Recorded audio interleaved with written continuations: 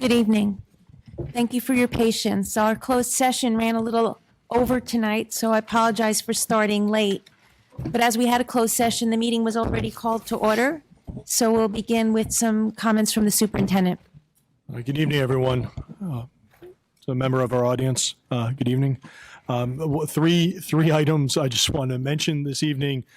Tonight, West Windsor PD put out a Nixle alert, which was sent at the same time as a message that I sent to all parents in West Windsor and Plainsboro for all 10 schools. On Friday evening, a family came forward approximately 6 o'clock at night and brought forward a concern of potential luring at one of our bus stops. It was over at the Muse apartment complex. So again, we are aware, we're working with West Windsor Police. We put out a reminder to parents just to remind their children around safety concerns, making sure that they're with groups, making sure that they're reporting concerns to parents, to trusted adults. And again, if there's any information or any concerns, they should notify the West Windsor Police Department or any member of the school administration, school faculty, so that we can provide support. And if there's any concerns, parents should definitely bring their children forward to guidance or administration to provide support. Also, today, residents within the 200-foot boundary to High School South should be receiving letters regarding a LOI or letters of interpretation for wetlands. I sent an email to the board earlier today just to provide an overview of what that is. But when you have a property that's in a direct perimeter or a connection to water lines, you have to have a letter of interpretation of what the boundary lines are and what you can and can't build on for wetlands designation within the school. So our engineers prepared a letter for Dr. Russo. Dr. Russo signed it and it's sent out and you have a notification. And that's a 5-year plan or 5-year letter of interpretation once it's received by the New Jersey Department of Environmental Protection. So once that is issued, and it's necessary as we begin site work and schematic design for High School South, you have to have one of those letters of interpretation on file.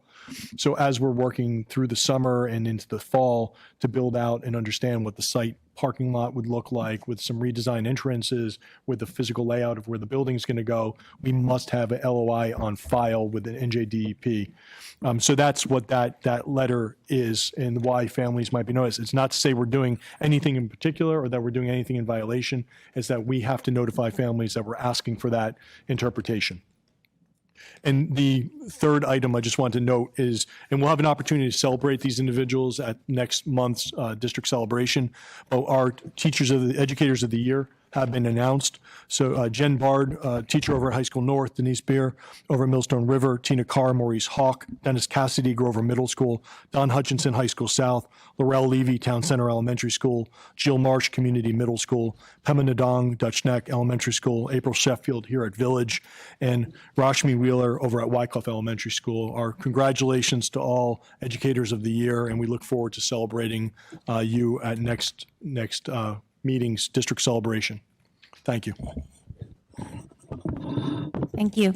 That brings us to our first opportunity for public comment. The board invites thoughts and reactions on agenda items and items of concern from the member of our community who is present. Each participant is asked to give his or her name and address prior to making a statement, which will be limited to 3 minutes. All statements shall be directed to the presiding officer. You're good? And then I will close the public comment portion of our meeting for now, and we'll start with some committee reports. We'll begin with administration and facilities. Okay, good afternoon. The A&F committee met on May 21st. We reviewed a number of policies. The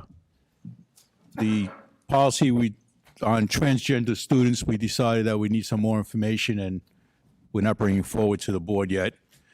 But we are bringing forward for the second reading, the policy and regulations for administering an opioid antidote, the policy and regulations for school district security, and the policy covering benefits for non-affiliated community education staff. Next, and the transgender students policy, we're going to review at our next committee meeting and probably discuss it further. We had an update on the safety and security. The wiring construction for new cameras, strobes, message boards, and phones is complete in all 10 buildings, and devices have been installed. The door access control is also complete, and currently the vendors, Matrix and Millennium, are working to confirm the communications between the devices prior to testing in June. The district school safety specialists will work closely with the technology department to create and schedule after-school testing of the new features. And testing may include the EDP staff and students, so parents will be notified in advance.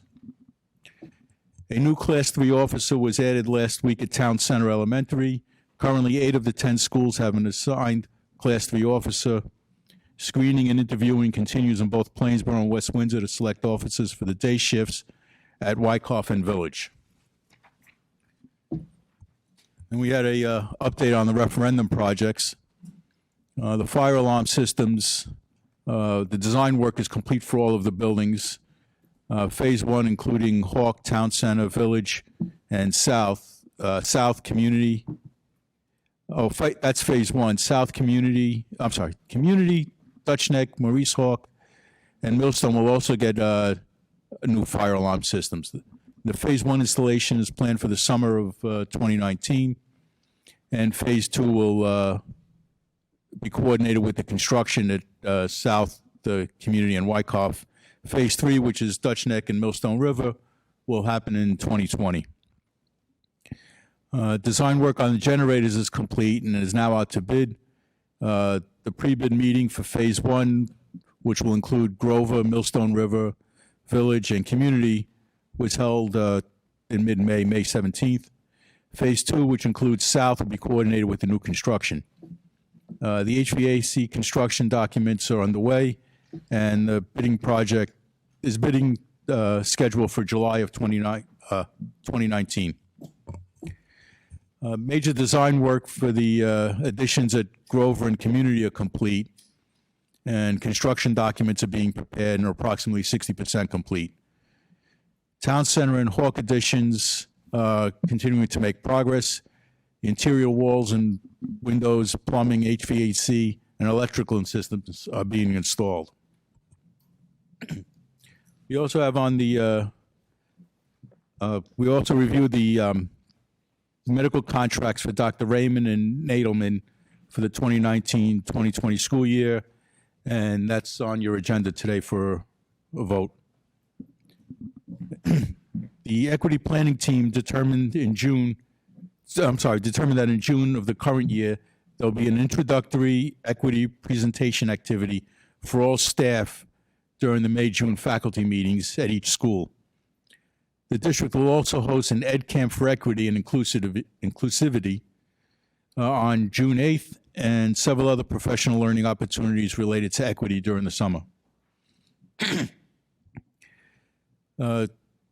The committee reviewed a proposal for Matt Bellas, PhD, to provide a substance abuse prevention assembly for senior students at both North and South. The committee recommends the proposal for approval at today's meeting. And discussing the comprehensive equity plan, the committee reviewed the final draft of the 3-year comprehensive equity plan, which outlines responsibilities for achieving and maintaining compliance with all the state and federal laws governing equity and education programs. And the committee recommends the 3-year comprehensive equity plan for the 2019-2020 through 2021 through 22 years be approved at tonight's meeting also. Our next meeting will be on June 18th. Any questions? Curriculum?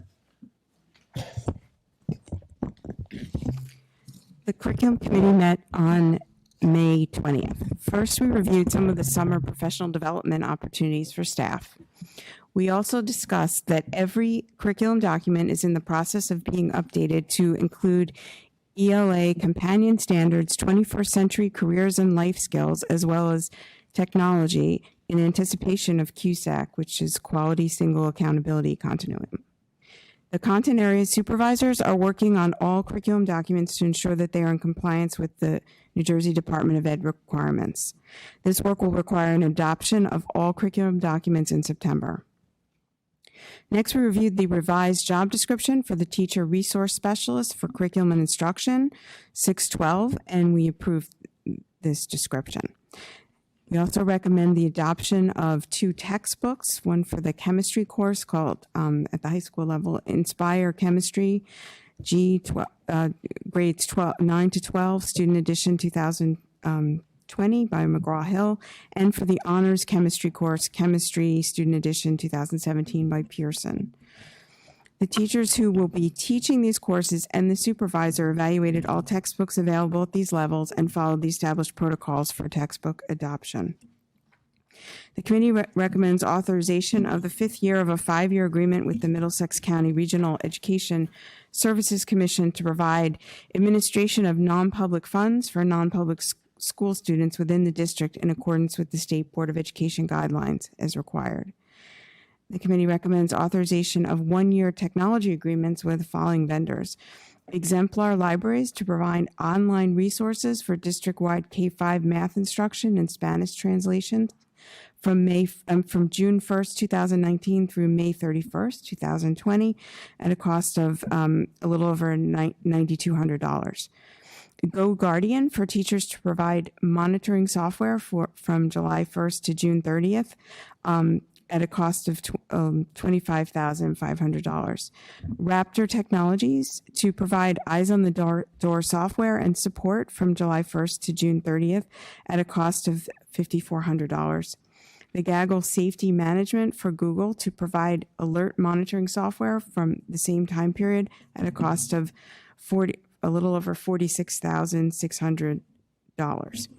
JAMF to provide management of apps and software on Apple devices from the same time period at a cost of $15,952.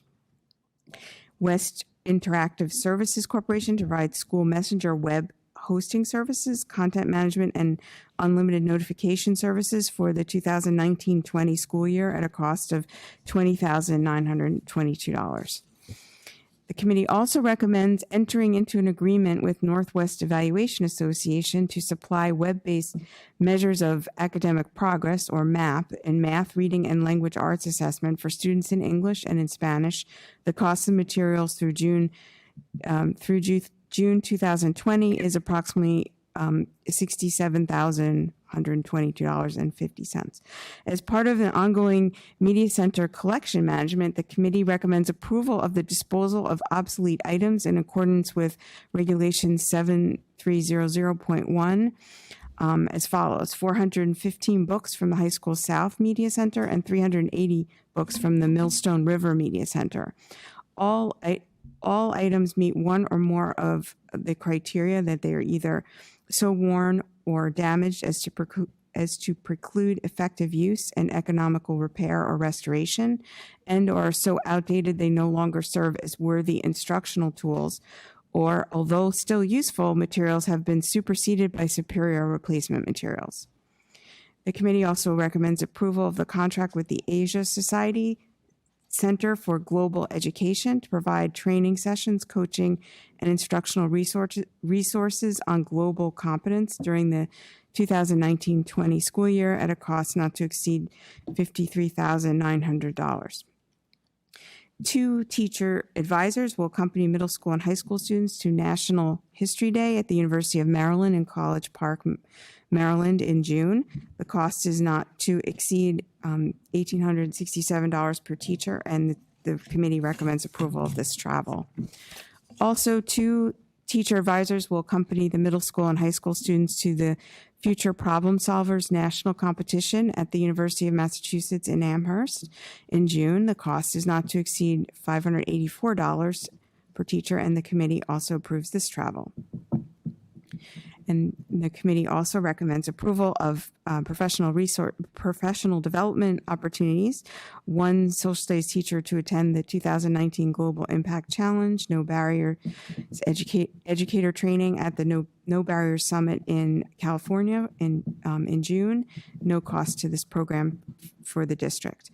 2 language arts teachers to attend an AP English Literature and Composition Summer Institute in Ocean County, New Jersey, in July at a cost of $1,199 plus mileage.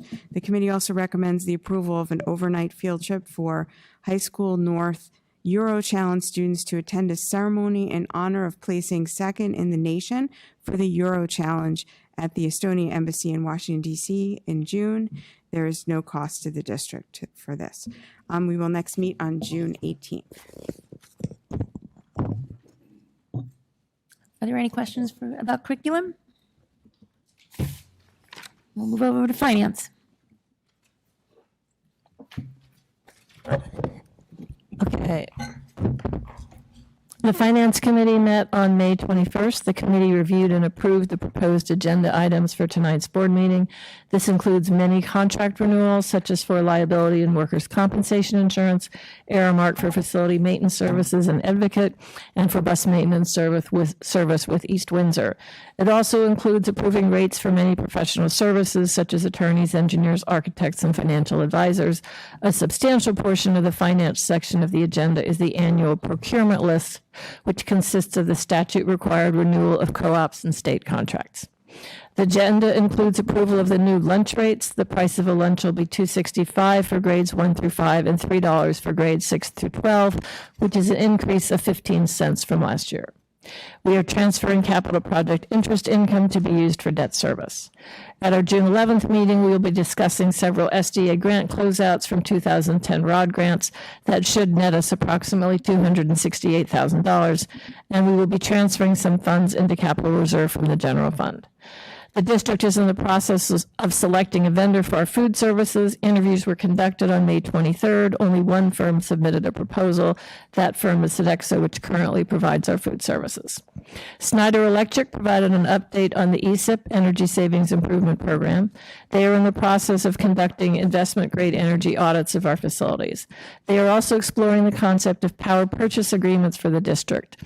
Under such an arrangement, the district would go out to bid for a vendor to provide and install solar energy systems on district property, and the district would purchase that energy at a price considerably below what we are paying now. Such agreements are typically for 15 years.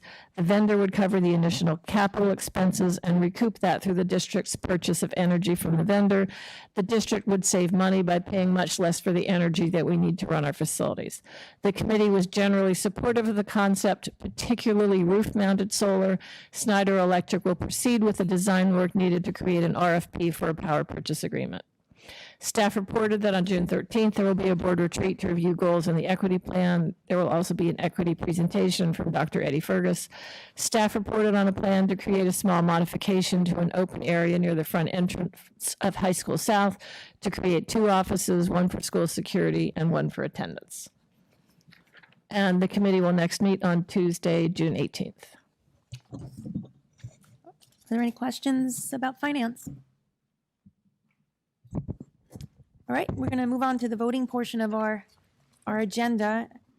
Before we get a motion on the administration items, I'm going to toss it over to our board attorney for some information. Yeah, there's just 2 items to just add in addition to what is on the agenda for tonight. The first is for administration, item number 2, to add the case under the identifier GMS 0429190001, and to add an additional item, A12, which is resolved by the board. Oh, excuse me, one second. I wrote it out so I wouldn't have to do it off the top of my head. Resolved by the board to affirm the HIB findings and deny the parental appeal as heard in executive session. Those are the only additions. Thank you. So the administration items, I need a motion on items 1 to 12, 12 being what Mark just added on, plus this blue addendum. Tony and Martin, are there any questions on the administration items? Carol? On number 7, about renewing the records UPHC, therapeutic support services, how many counselors would that be? That is 4 counselors. Yes. That's the increase from the 2 to the 4 that we budgeted. Thank you. Anyone else? Okay, we'll start with Mr. Chang. Yes. Mr. Flores. Yes. Ms. Hertz. Ms. Ho. Yes. Ms. Krug. Yes. Mr. Whitfield. Mr. Zhang. Yes. Ms. Juliana. Ms. Case. Yes. Can I please get a motion on the curriculum and instruction items 1 to 8? Dana and Carol, are there any questions on the curriculum items? Yep. Number 5, the MAP testing. Could you please explain what tests will be new for next year that we haven't had before, and what grade levels that will affect? So number 5, the MAP assessment. So the MAP assessment, we use the math test for 1st grade through 7th grade for all students. We use the language arts assessment for all students in special education, K through 12. And we use the MAP for fluency next year for all 1st grade students and all 2nd grade students who will be new to the district.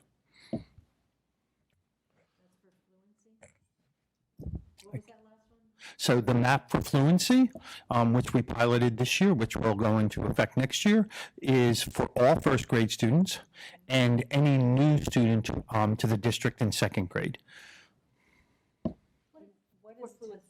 MAP for Fluency is an early literacy assessment, which gives an assessment of whether or not students have the foundational skills for the beginning of reading. So phonological awareness is a large piece of what goes there, but segmentation is another piece of it, an ability to pick up rhyming words, those kinds of things. So it's a very early assessment at the beginning to see if there's any early indicators of students who are maybe having some foundational skills difficulty with becoming readers. When you're talking about the MAP test for grades 1 to 7, is that covering just math or just reading or both or what? Just the 1st through 7th is just math Just math, okay, for all students. okay. And for special ed, is it, Special education uses it for both language arts and for mathematics, okay, K through 12. thank you. In special education, it's part of the progress monitoring that they do. So that's why they determined that they wanted it for all students and they wanted it in both content areas. Thank you. Okay, we'll start with Mr. Flores. Yes. Ms. Hertz. Ms. Ho. Yes. Ms. Krug. Yes. Mr. Whitfield. Yes. Mr. Zhang. Yes. Mr. Cheng. Yes. Ms. Juliana. Yes. Ms. Case. Yes.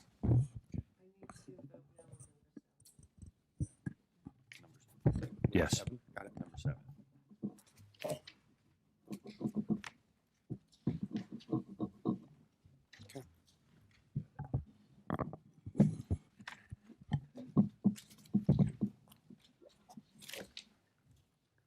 Okay. Finance. Could I get a motion on agenda items 1 to 28? Louisa and Taylor? Are there any questions or comments? Okay, we'll start with Ms. Hertz. Ms. Ho. Yes. Ms. Krug. Yes. Mr. Whitfield. Yes. Mr. Zhang. Yes. Mr. Cheng. Yes. Mr. Flores. Yes. Ms. Juliana. Yes to everything, but on number 19, I have to abstain on the technology, New Jersey Digital Readiness for Learning and Assessment Project. Yes. And Ms. Case. Yes. Okay.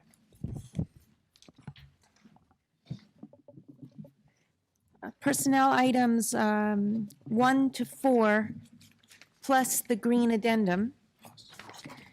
And then also, on number 3, the comprehensive equity plan. There's just some corrections that appear on the blue paper that we got. Charity, did you want to say something, or no? No. No. All right, so can I get a motion on 1 to 4, plus the green addendum, plus the blue addition, or correction, supplement? Isaac and Taylor. Are there any questions? I have some questions about this equity plan. It says there's a Be Kind Like Josh campaign in K-3. Can you explain what that is?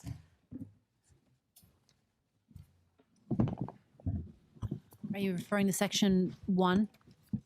Or, no. This is school climate, School climate. safe and positive learning environment. For K-3, it says there's a Be Kind Like Josh campaign. I was just wondering what that is. Many of our schools have programs in place to emulate positive characteristics. The Be Kind Like Josh, I can't speak to particularly, but Okay. it's one that is noted from one of the schools. Do We have you- several. We do have Okay. several in all the schools. My other question is, in grades 4 to 5, it says elements of the responsive classroom are taught and practiced in classrooms. Do you know what a responsive classroom is? What does that mean? Yes. Right. I'm just trying to locate where you are in the plan, because we have some of the themes located several times throughout. Yeah. Is there a page number in here?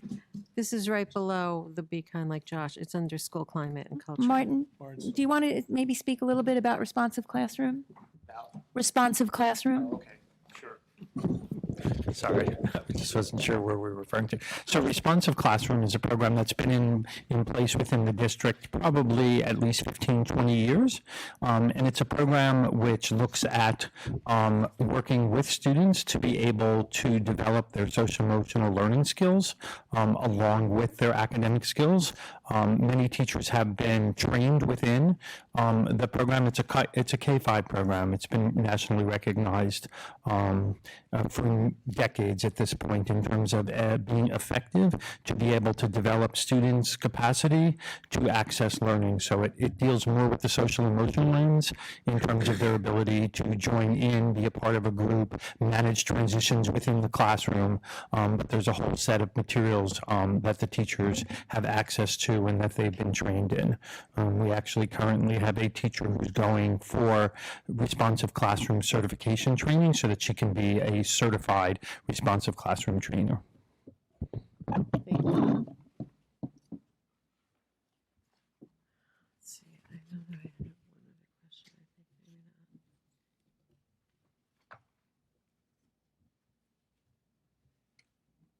Also, I'm not sure what category this is in. It's extracurricular programs.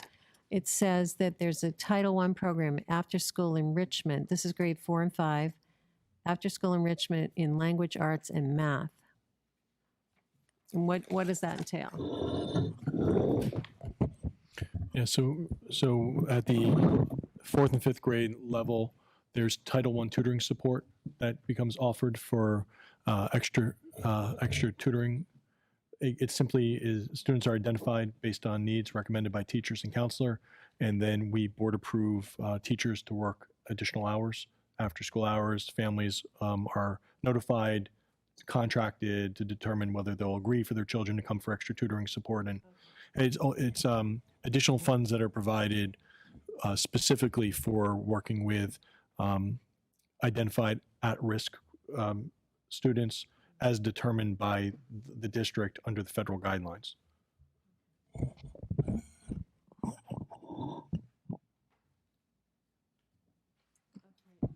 The other question I have is this is reduction or prevention of underrepresentation of minorities.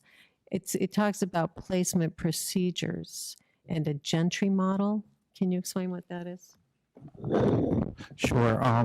So the Gentry Model is a system for making decisions around placing students within classrooms, which attempts to develop heterogeneous grouping so that you don't group all of the students who are performing extremely well together in one group, and then all of the sort of middle performing students in another group, and all of the lowest performing students in another classroom. But it seeks to guide and develop a way to be able to develop heterogeneous classes while simultaneously restricting the full range of performance within the students, so that a teacher isn't having to deal with the full potential range of students, but still has a class which has a mixed range of abilities within it. So we were fortunate enough, probably about 5 years, I want to say 5 or 6 years ago, when we started to look at our placement procedures at the elementary level.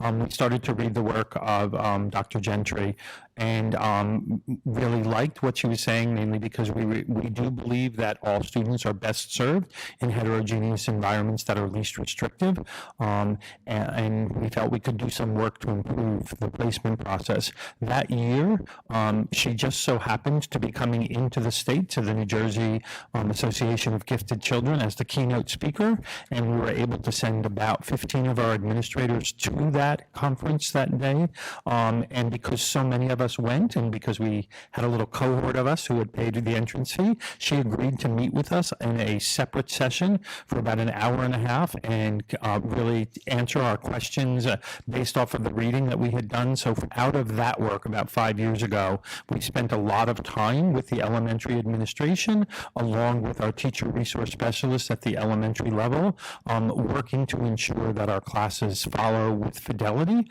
her sense of putting students together in heterogeneous classes so that there's a range of ability, but simultaneously looking at what that full range would be so that any one teacher isn't having to deal with all of the different possibilities there.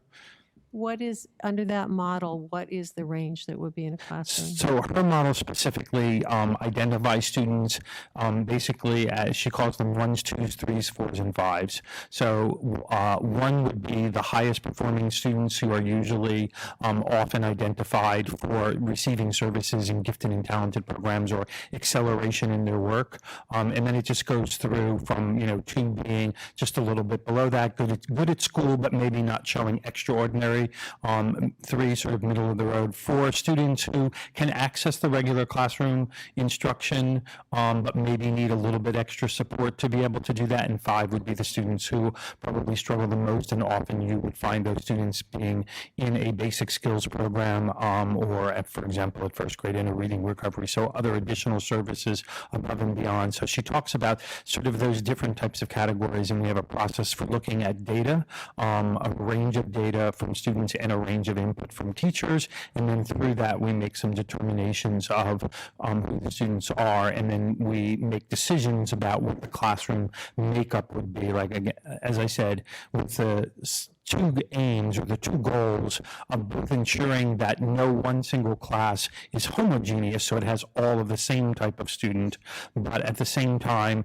doesn't show the full range of students that you would possibly have. Well, I'm just wondering, is there like a span, if you think of it in grade levels, of 2 grade levels or 3 grade levels in a class, or how does it work? I don't think we can. I mean, do it's you no, try it's to not make it singular that way, in the sense Okay. that, because what you can do is you can find, for example, a lot of work that will suggest that a student could be exceptional in one specific content area. For example, their reading may be exceptional, but maybe their writing and their math is not. So that's one type of student. And, again, even in mathematics, what we've seen is we've really delved into this over the last several years, is that students can show extraordinary abilities in certain topics in the mathematics program, but not necessarily in others. So you can't really just sort of blanketly sort of just say, well, this is because it's more complex than that, and that's why we have a whole range of data that we look at. But ultimately, you're looking at, saying this student in a variety of areas is demonstrating exceptional, and those are the students who are truly being classified as, and I don't want to say classified because It's just really for identification purposes so that we can cluster students together, because you don't want to have any student kind of be the only type of student in that. So we want to put groups of students, like students together, but then we don't want a class to be known as, well, if you're in that class, then everybody has to be gifted, because we believe that all students are served well by being in heterogeneously grouped classrooms. So, I mean, if you'd like, I could give you the book. It's about 200-300 pages long, and we've spent years studying it. And I will say, it took us quite a few years to get, I think, good at the process. It took a lot of revisiting what we were doing from year to year, and continuously leaning into being faithful and with fidelity. But over the years, we feel like we've been having a lot of success in terms of the model and the process for placement of students within the elementary classrooms. Again, ensuring, the goals are right up front. We want to make sure that we have heterogeneously grouped classrooms, but we also simultaneously want to be able to limit the range of performance so that teachers are able to meet the needs of all of those students within that classroom. Okay, thank you. Sure.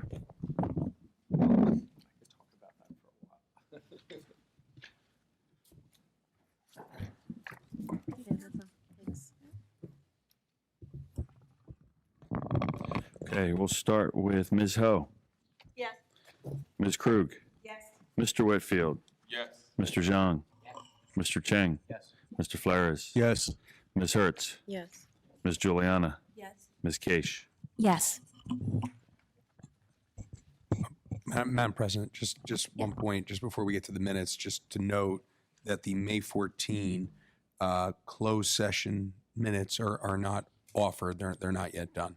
So just before we get to the motion for that, just so that it's letter C, is just not being offered tonight. So could I get a motion to approve the minutes as listed on the agenda, A and B? Martin and Louisa? All those in favor say aye. Aye. Any opposed? Any abstentions? Are there any liaison reports? How about new business? Second opportunity for public comment. 15 minutes, 3 minutes will be provided at the end of the meeting for public comment. Each participant is asked to give her name. Anything? You got nothing? Okay. We're going to head it back into closed session, so I need to read a statement. Whereas the Open Public Meetings Act authorizes boards of education to meet in executive session under certain circumstances, and whereas the Open Public Meetings Act requires the board to adopt a resolution at a public meeting to go into private session, now therefore be it resolved by the West Windsor-Plainsboro Regional School District Board of Education that it is necessary to meet in executive session to discuss the superintendent's evaluation.